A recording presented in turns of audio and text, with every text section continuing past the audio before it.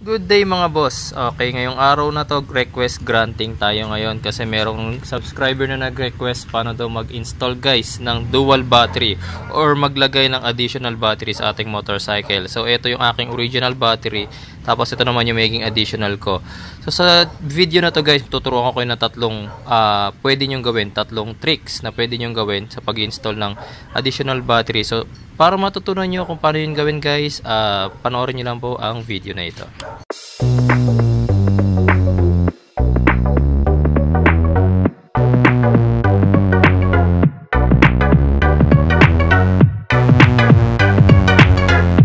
So before we start yung ating tutorial guys, konting knowledge muna tayo. Actually guys, ang ating battery, ang ating motorcycle, hindi naman yan nangangailangan ng additional battery. Kasi kahit maliit lang ang battery ng ating motorcycle, calculated ng mga manufacturer ang kakailanganing kuryente ng ating motorcycle, kung kaya yung pinakamaliit na battery nakakayaning isupply yung pangangailangan ng ating mga electrical components sa ating motorcycle, yun yung ginagamit nila. So meron kayo makikita mga 3LB lang, 4LB, 5LB, depende kasi sa pangangailangan ng motorcycle natin. So bakit nga ba tayo nagkakaroon ng additional needs for power or nangangailangan ng additional battery? Kasi guys, dahil yan sa mga accessories na kinakabit natin. So mapapansin nyo dito guys, ito yung aking GPS tracker. So may GPS tracker itong aking motorcycle. Makikita nyo itong alarm na to, meron akong motorcycle alarm. Tapos dito sa motor, dito pa sa front, meron pa akong voltmeter na kinabit, meron pang gear shift indicator. So kahit mga LED lights ang gamit dyan, nagkakaroon pa rin ng current draw or nababawasan pa rin yung power ng ating battery dahil sa mga electrical component na yan. Tapos tinanggal ko lang kasi yung aking RPM gauge dito, RPM gauge, fuel gauge, and speedometer na digital dito. May nakakabit yan dito. Makikita nyo sa tutorial ko dati. Tapos makikita nyo guys, meron pa ako ritong hazard switch. Ayan. Makikita nyo kahit sa voltmeter ko, laki ng drop. Okay. So ayan, may hazard switch pa ako. Tapos yung headlight ko, battery operated na ang headlight ko na yan. Ayan. So kahit naka-off yung aking motorcycle, mabubuksan ko yung headlight ko. Ayan. Kasi battery operated na yan. So lahat guys ng modification na ginagawa natin sa ating motorcycle pagdating sa mga electrical components, nakaka-apekto na dun sa charging system natin, pati dun sa ating battery. Kaya yan guys yung mga klase ng modification na mga kailangan na tayo ng additional battery. So meron another option guys. Kung ayaw nyo mag-install ng dalawang battery, pwede kayong magpalaki. Kasi nga ito 5LB na nga pala itong aking battery. Pwede kayong magpalaki, depende nga lang yun sa capacity ng inyong utility box o yung lagayan ng inyong battery. Makikita nyo dito sa Raider guys, talagang napakaliit ng aking lagayan ng battery. Hindi na ako pwede magpalaki. Mas malaki pa sa 5LB. Hindi nakakasya. Tapos ito nga, ito lang ganito lang kaliit ang utility box ng Raider J. So talagang binutasan ko pa siya para lang malagyan ng isa pang battery. At kung malaki naman yung utility box ng inyong motorcycle guys, pwede kayo maglaki pa. Kung kakasya nga ang 1SM ng battery sa inyong motorcycle at gusto nyo na mas malaking storage, why not, diba? Kasi pwede naman kahit nga 2SM or 3SM na battery ang gamitin nyo sa motorcycle nyo. As long as 12 volts yan, walang magiging problema guys. Yun nga lang, sa inyo ilalagay yung ganong kalaking mga battery, diba? Kaya yung ibang mga tricycle guys, kung mapapansin sa mga tricycle na nag-set up ng sound system, gumagamit na sila ng 1SM battery. Kasi sila, meron naman silang paglalagyan. Kaso sa atin, sa mga single na motor, sa inyo ilalagay ang malalaking klase ng battery.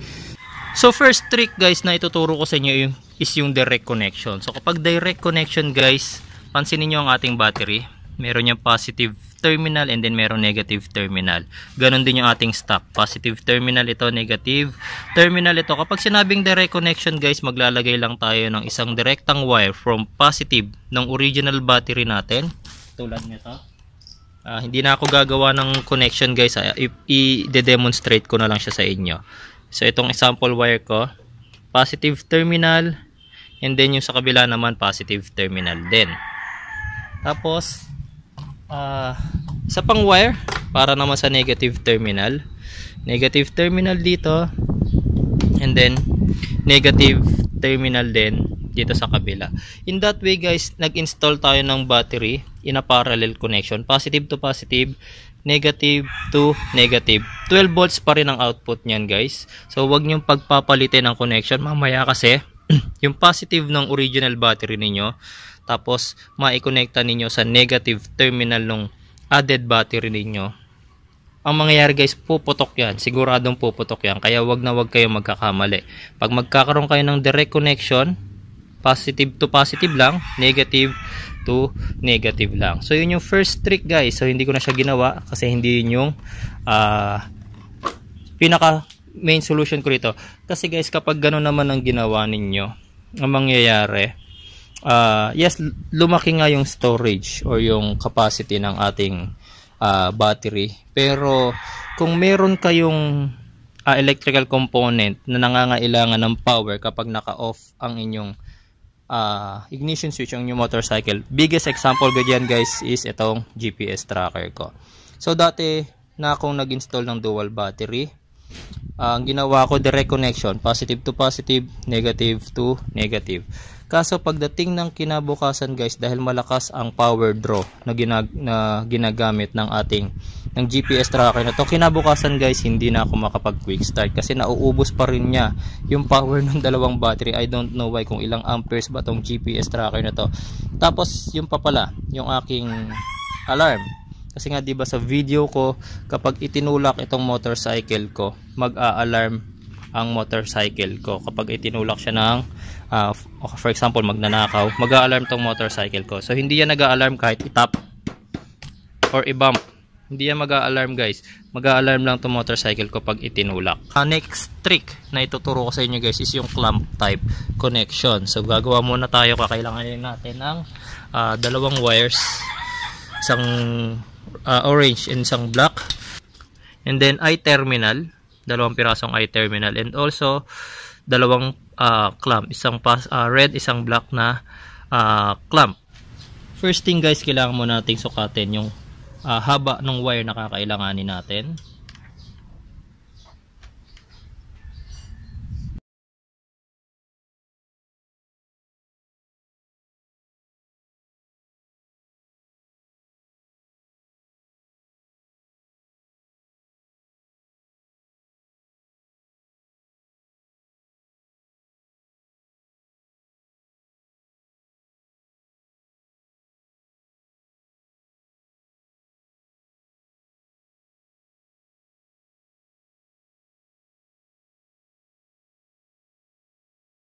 Okay guys, so ready na yung ating dalawang wire, isang red and isang black.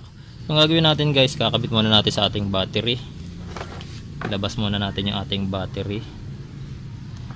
Para safe guys, gawin nyo yung clamp, iipit nyo muna doon sa terminal ng battery.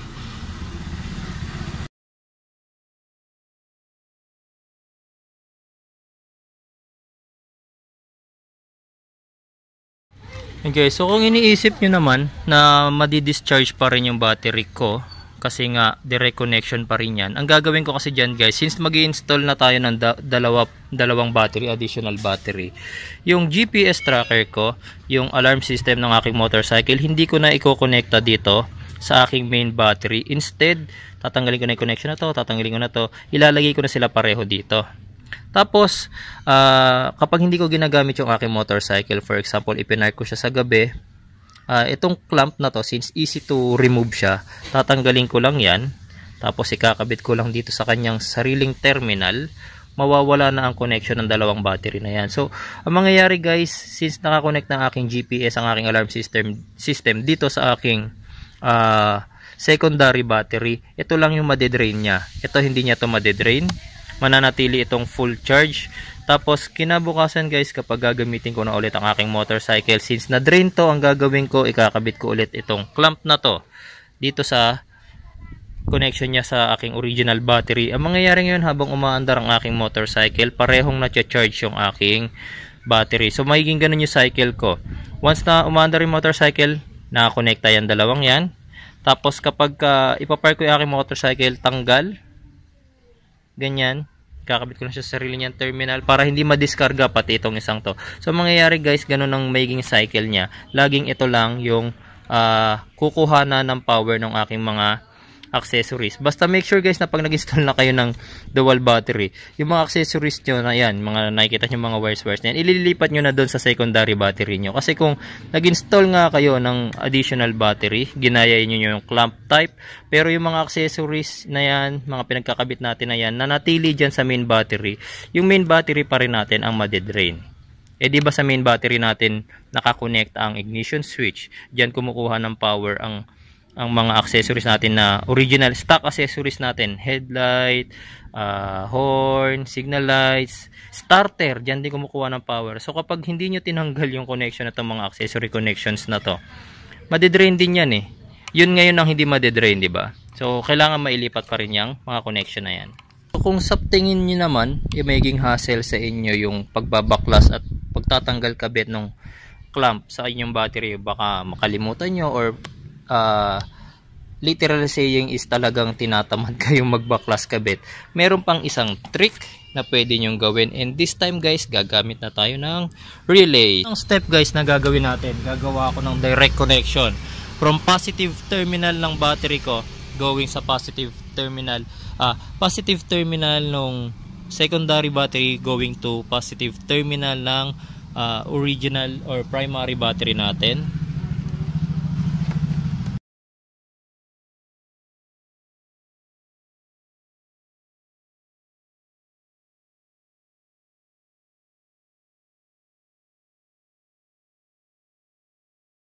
Ayan, tapos ikakabit na natin tong ginawa nating wire na to guys sa dalawang positive terminal ng ating battery. Ito yung positive terminal guys.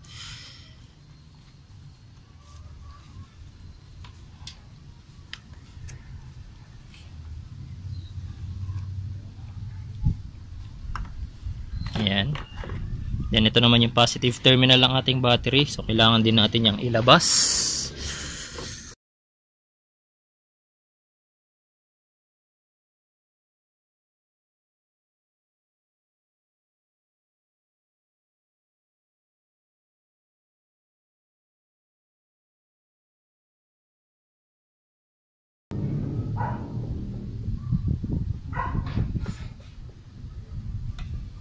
Tapos tatanggalin ko na rin itong ground wire na to ng aking GPS tracker, since siya yung pinakamalakas kumain ng kuryente.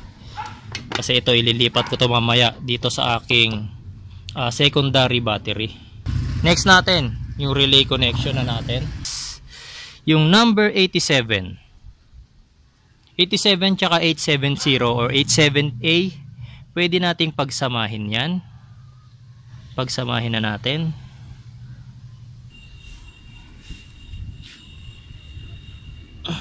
So nalagyan na natin siya ng I-terminal. So yung itong dalawang 87 tsaka 870 sa positive terminal, negative terminal rather ng ating secondary battery ikakabit yan.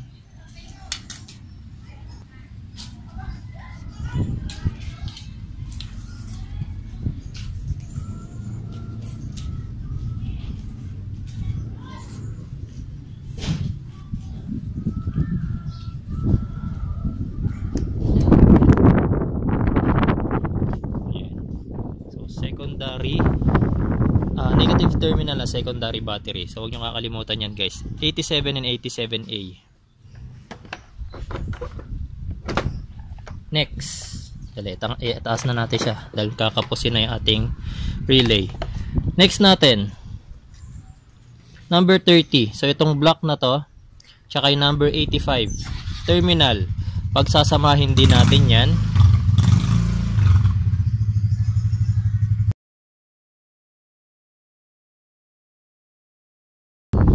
Yan, so mag-extend ako ng wire guys. Kailangan natin siyang habaan.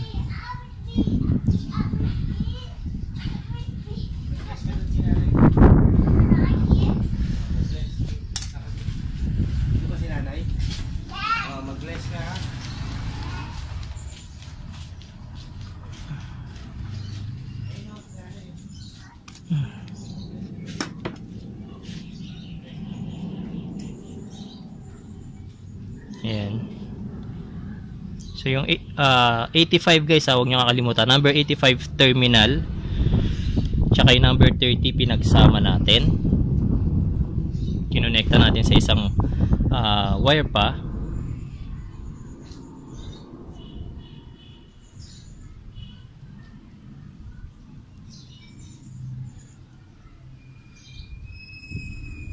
Tapos yung other end ng wire na kinabit natin, kakabitan natin yan ng I-terminal ngayon.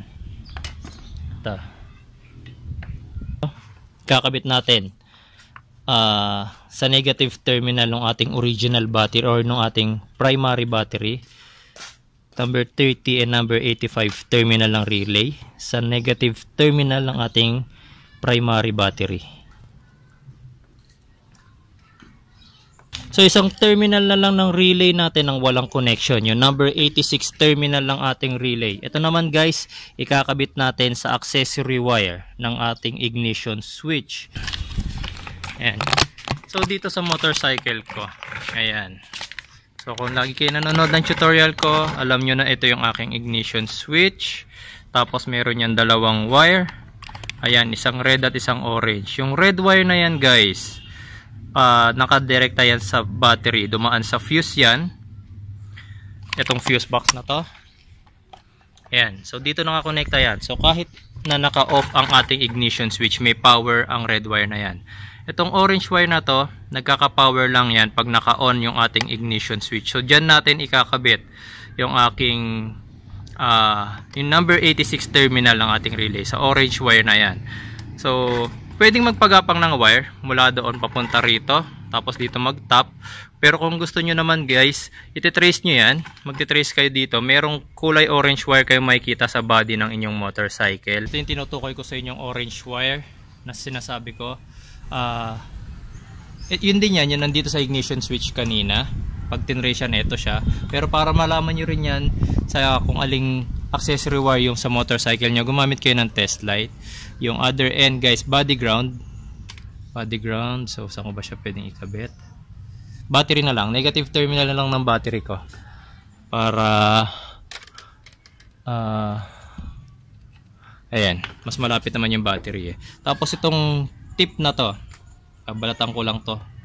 Actually kahit hindi ko na yung balatan, patulis naman, pero since meron siyang tape, tatanggalin ko, papalitan ko na lang ng tape to mamaya. As of now guys, naka-off pa ang ating ignition switch. Naka-off pa. Ayan. So turn on ko, pag tinurn on ko yung ignition switch, tingnan nyo yung mangyayari sa test light kung magkakaroon niya ng ilaw. Ayan. Yung naglo-lose contact na yung aking test light humingi na yata ng kapalit. Ayan, patayin ko muna yung ignition switch. Tapos, ayan, wala pa siyang ilaw. Pag binuksan ko ngayon yung ignition switch ko, ayan, may ilaw na siya. Kitang-kita nyo.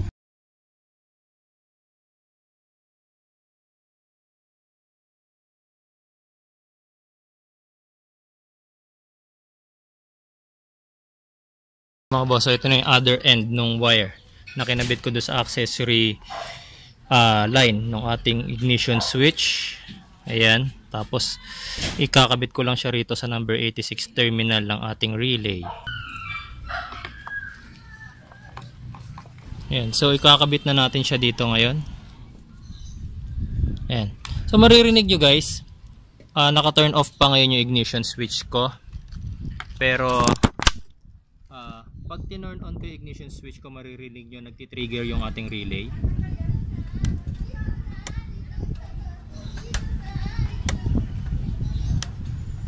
Yan. Para makita nyo guys na successful yung ating installation, meron tayo ritong multi-tester. So lalagay lang natin siya sa ohms or sa resistance. Tapos kapag may connectivity, ayan, magkakaroon ng reading dito sa ating tester. Pero pag wala guys, ang lalabas is 1. Dito sa gilid 1 lang. Una natin iti-test yung dalawang positive terminal ng battery. Ayan, so nakita nyo nagkaroon siya ng reading. And then since ang relay natin na kinabit is a negative terminal, as of now guys, naka-off pa yung ating ignition switch. Ayan, naka-off pa yan. So walang connectivity yung dalawang terminal. Yung negative terminal ng secondary battery tsaka yung negative terminal ng primary battery natin is wala pang connection yan. Kaya pag ginamitan natin yan ng tester, ayan, so hindi nyo makita, wait lang, kailangan makita nyo rin yung tester.